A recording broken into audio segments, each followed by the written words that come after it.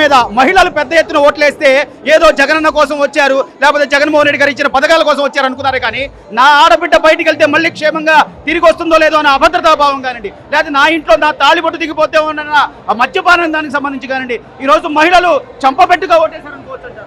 ఖచ్చితంగా రండి. మన భారతదేశంలో స్త్రీని మాతృమూర్తిని భూదేవితో పోలుస్తారు, ఆదిపరాశక్తిగా పూజిస్తారు. అలాంటి స్త్రీమూర్తిని ఇవాళ జగన్మోహన్ రెడ్డి గారు ఒక్క ఛాన్స్ నా అక్క చెల్లెములు అని చెప్పి మహిళల ఓట్లతో అధికారంలోకి వచ్చిన కాడి నుంచి ఇవాళ మహిళల రక్షణకి భరోసా లేదు.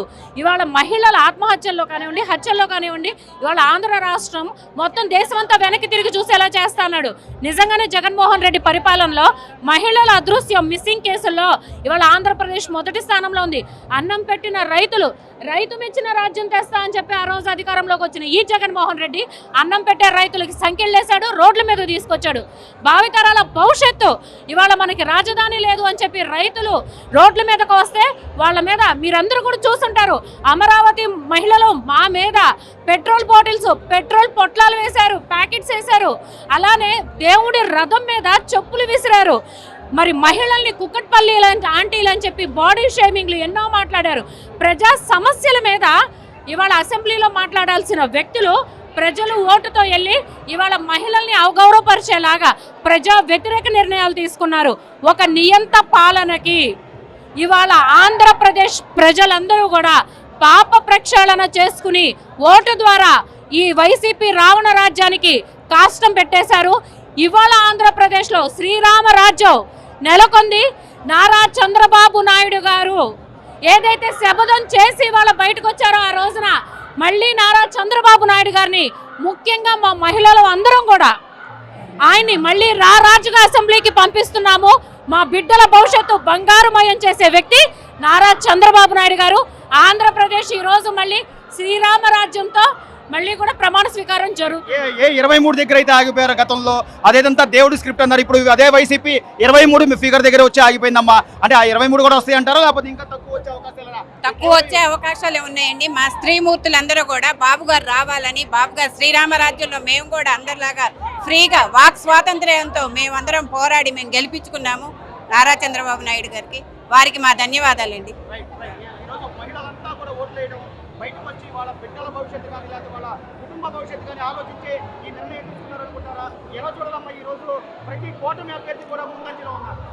ఆంధ్ర ప్రజలు అంటే గల్లీ నుండి ఢిల్లీ దాకా తెలిసిస్తుందండి. ఈరోజు 5 సంవత్సరాల నుంచి ఆంధ్ర వాళ్ళని ఎంత అణిగి తొక్కారో ఇవాళ ప్రజలు ఈ రిజల్ట్ చూసే చెప్పుకుంటారండి.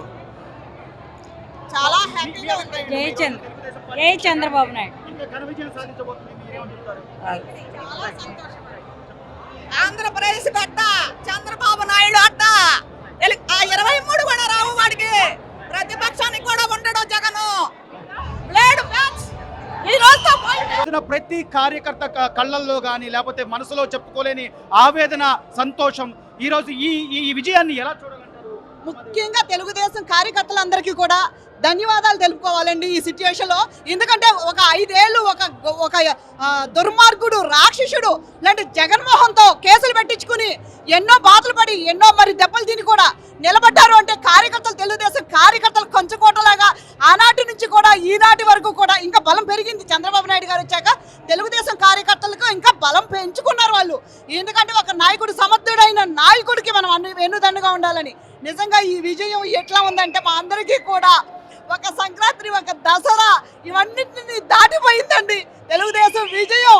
మరి మా కళతో మేము మా తరం చూడటం, మా పిల్లలకి ఒక భవిష్యత్తు ఇవ్వడం. 4 సంవత్సరాలుగా పండుగ అంటే మొహం ఎత్తేసే విధంలో వాళ్ళ కష్టాలు కానీ వాళ్ళ ఇబ్బందులు కానీ ఈ రోజు నిజమైన పండుగ వచ్చిందనుకోవచ్చంటారా? అమరావతి రైతులతో పాటు ఆంధ్రప్రదేశ్ రాష్ట్రం ఖచ్చితంగా నిజమైన పండుగ అండి. ఈ రోజున ఏదైతే జనాలైతే నమ్మారో బాబు గారిని, ఈ రోజు జనం మెచ్చిన బాబు అయ్యారు. ఈరోజు సైకిల్ డే రాజ్యం అయింది. సైకోని పారదోలేరండి వాళ్ళ జనం. కేవలం అమరావతి మనం నిర్మించుకుంటున్నాం, బ్రహ్మాండమైన విజయ పథకంలో మనం ఎగరేసుకుంటున్నాం. అలాగే పథకాలన్నీ ముందుకు తీసుకొస్తున్నాం. అందరికీ, మహిళలకే కానీ మన సభ్యులకే కానీ అందరికీ కూడా చాలా అద్భుతమైన రోజు మీ అండి. కష్టకాలంలో మీతో వెన్నంటి నడిచినటువంటి జనసేన నాయకులు కానీ జనసేన కార్యకర్తలు కానీ వాళ్ళకి మీరేం చెప్తారమ్మా? నిజంగా వాళ్ళు కూడా మాకు అండదండగా ఉన్నారండి. వాళ్ళు ఉండడం వల్లనే మేమందరం కలిసి కూటమిగా జరిగింది. అలాగే బీజేపీ కూటమితో కూడా అఖండ విజయాన్ని సాధించామండి. ఇవాళ రమ్మనండి, నిన్న మాట్లాడిన వాళ్ళందరినీ ఇవాళ రమ్మనండి, సమాధానం చెప్తాం. ఇదే కార్యాలయం మీద దాడులు చేసి ఇదే కార్యాలయం మా బీపీలు వచ్చాయి కాబట్టి మా కార్యకర్తలు వెళ్ళారన్న జగన్మోహన్ రెడ్డి గారు ఆ మాట మీద ఈ రోజు నిలబడగలరు. ఎక్కడండి, ఎక్కడున్నాడు, రమ్మనండి, ఈ రోజున బయటికి రమ్మనండి. ఈ రోజు లేదా మేమే వెళ్తాము, ఫలానా చోటు ఉన్నాడని చెప్పండి, మేమే వెళ్తాం అందరం. ప్రజల తీర్పు ఇది. గెలిచినాకే వస్తా అన్నాడు బాబు గారు, గెలిచినాకే వస్తా అన్నాడు, గెలిచాడు. అది గెలిచాక సీఎం అయ్యే వస్తా నేను అన్నాడు. ఛాలెంజ్, మహానుభావుడు, కృషివలుడు. ఆ రోజున అదే అసెంబ్లీలో అంటే ఎప్పుడూ కూడా కన్నీరు పెట్టని చంద్రబాబు నాయుడు గారు అంత పెద్ద మహానేత, ఎన్నో రాజకీయాలు అంటే ఎన్నో ఎన్నికలు చూశారు, ఎంతో మంది నాయకులు చూశారు, ఇలాంటి వ్యక్తిని చూడలేదని మొన్న ఆయన ఇంటర్వ్యూలో కూడా చెప్పారు. ఒక వ్యక్తిని తోలనాటం కానీ లేకపోతే వాళ్ళ కుటుంబాన్ని తోలనాటం కానీ ఎంతవరకు సమంజసం అవుతుంది? నా తల్లి భువనేశ్వర్ లాంటి నా తల్లిని అవమానించారు, నా తండ్రి లాంటి బాబు గారిని అవమానించారు. ఆ ఉసిరే కొట్టింది నా కొడుకులకి, వదిలిపెట్టే ఒకరిని కూడా. ఇవాళ మీరు 10 రోజులు ఆగుతారు, మీ పని పడతాం. బూతులు కూర్చునే ప్రతి వాడిని వదిలిపెట్టరు, ప్రతి వాడిని చట్టపరంగా చర్య తీసుకోవాలని బాబు గారిని ఈ ముఖంగా నేను కోరుతున్నాను. ఖచ్చితంగా చట్టపరంగా బూతులు కూర్చున్నాండి అరెస్ట్ చేయాలే ముందు అర్జెంటుగా.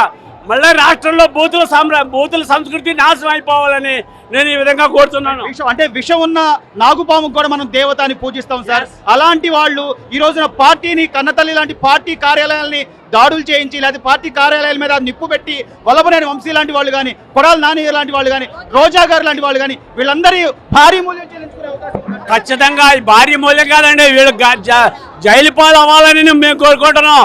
మేము ఒక్కడే కాదు, ఆంధ్రప్రదేశ్ ప్రజలందరూ ఎవరైతే మహిళా మడుల్ని కించపడుతూ మాట్లాడారో వారికి పిల్లలు ఉన్నారు, ఆడపిల్లలు ఉన్నారు. వంశీకి 2 ఆడపిల్లలు ఉన్నారు, నానికి 2 ఆడపిల్లలు ఉన్నారు. వాళ్ళ ఇళ్ళలో ఆడపిల్లలు లేరా? వాళ్ళ భార్యలు ఆడవాళ్ళు కాదా? ఆడవాళ్ళని ఇంత విధంగా కించపడతారు కాబట్టి ఈ ఆడవాళ్ళంతా ఏకమయ్యి ఇవాళ బాబు గారిని మళ్ళీ గద్దె మీద ఎక్కిస్తున్నారు. ఇంతే. మీరేం చెప్తారన్న? యువతతో పాటు ఈ రోజున ప్రతి ఒక్కళ్ళు కూడా బయటకు వచ్చి ఓట్లేసిన పరిస్థితి. యువత ఉద్యోగాల కోసం అయితే మహిళలు తమ తాడిపట్టు కాపాడుకోవడం కోసం, తమ ఆడబిడ్డలను కాపాడుకోవడం కోసం. సో ఈ విజయాన్ని ఎలా చూస్తారంటారు? తప్పకుండా అండి. ఇప్పుడు యువత ఎక్కడెక్కడి నుంచో వచ్చి ఓట్లేసి వెళ్ళామండి. ఎక్కడ మేము out of states, out of countries నుంచి వచ్చి బుక్ చేసుకొని ఓట్లేసిన పరిస్థితి ఉంది. ఎక్కడా కూడా మనకి ఎక్కడా కూడా ఫస్ట్ ఉద్యోగాలు లేవండి. స్టేట్లో ఎక్కడా ఉద్యోగాలు లేవు. సంక్షేమం ఏంటండి మీరు ఇచ్చిన సంక్షేమం? ఎక్కడ ఉపయోగపడుతుందండి మీరు ఇచ్చిన సంక్షేమం? మీరు 1 రూపాయి ఇచ్చారు, 4 రూపాయలు తీసుకున్నారు. 1 రూపాయి ఇచ్చారు, 10 రూపాయలు తీసుకున్నారు. ఈ రోజు రాష్ట్రంలో ఎంత మద్యం మీద మీరు సంపాదించిన సంపాదన ఎంత? ఇదంతా ఎక్కడికి వెళ్ళింది? సో యువతకు మీరు ఇచ్చిన హామీలు ఏంటి? యువతకు మీరు రిలీజ్ చేసిన జాబ్ క్యాలెండర్లు ఎన్ని? యువతకు మీరు ఎన్ని ఉద్యోగాలు ఇచ్చారని ఈ రోజు మీరు చెప్పాల్సిన అవసరం ఉంది.